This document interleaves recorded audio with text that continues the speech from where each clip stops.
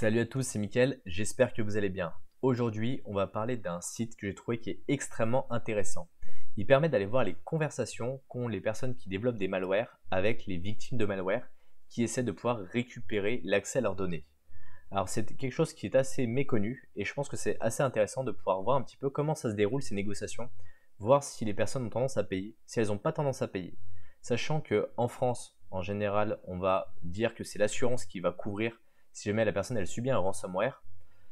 En Angleterre et dans le monde anglo-saxon, on va plutôt refuser de payer la rançon, même si les gouvernements commencent à mettre en place certaines règles, comme le fait de pouvoir le déduire de ces taxes si jamais vous êtes pris un ransomware. Sachant que globalement, quand vous avez subi un ransomware, c'est qu'il y a eu en général une brèche de sécurité, qu'elle a été exploitée, qu'on a chiffré l'intégralité de vos fichiers et en général de votre parc informatique, et qu'on va vous demander une rançon en échange pour accéder aux clés de déchiffrement, qui sont hypothétiques, parce que dans la majorité des cas, ils vont les supprimer. Donc bien sûr, il ne faut jamais payer une rançon, mais certaines personnes sont tellement en fait en détresse qu'elles vont quand même se laisser tenter et elles vont essayer d'obtenir un accès de cette manière-là. Donc ici, c'est un site que je voulais vous présenter qui s'appelle ransom.chat, ransom.chat, qui permet de voir un petit peu comment ça se déroule ces négociations. Mais avant tout ça, je vous invite tout de suite à liker et à vous abonner à la chaîne YouTube pour ne pas rater la suite de mes vidéos. Ici, on a le filtre sur les différents ransomware qu'on peut retrouver, avec des ransomware qui sont plus ou moins récents, avec des conversations qui sont plus ou moins récentes. Par exemple, ici, on peut prendre Avadon.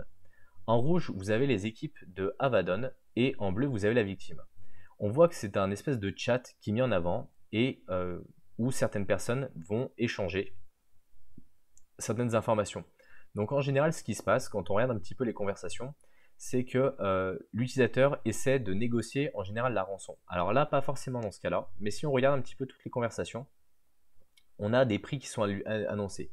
Là, par exemple, on voit que c'est 40 000 $ pour essayer de récupérer l'accès au dossier et qu'ils sont prêts à faire un discount de 10%.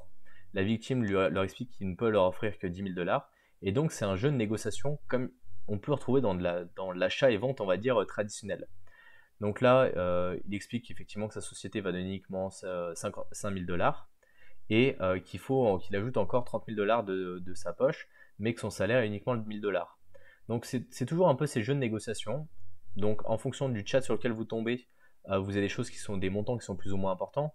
Là, on parle de plusieurs centaines de milliers d'euros. Des fois, ils expliquent qu'il faut payer avec un virement bancaire. Des fois, on parle d'un paiement via de la crypto-monnaie.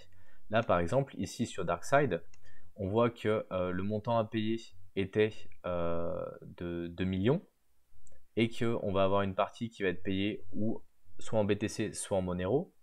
Et donc, il y en a qui essaient de craquer bien sûr les mots de passe.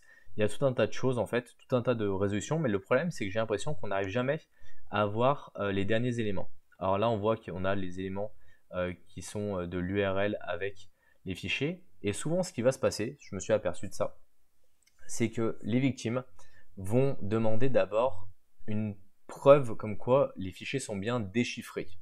C'est-à-dire qu'ils vont lui envoyer un fichier chiffré à la personne, où ils vont l'uploader sur une plateforme, et ils vont essayer de récupérer l'équivalent non chiffré de ce fichier-là.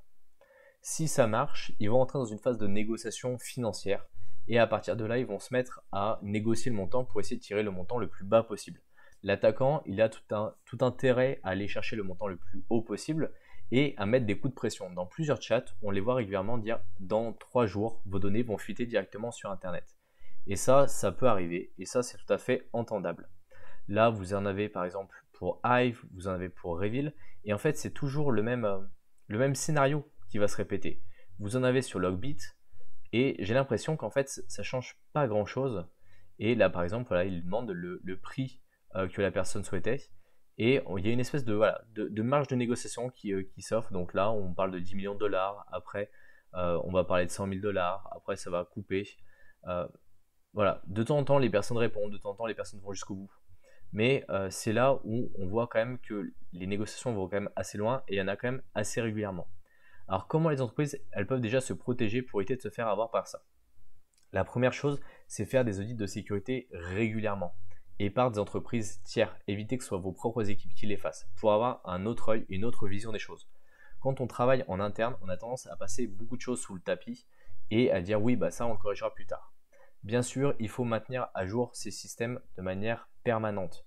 Il faut faire les mises à jour et les montées de version, avoir des circuits de validation, des nouvelles versions qui sont implémentées pour éviter justement de se retrouver avec des écrans bleus suite à une mise à jour Windows.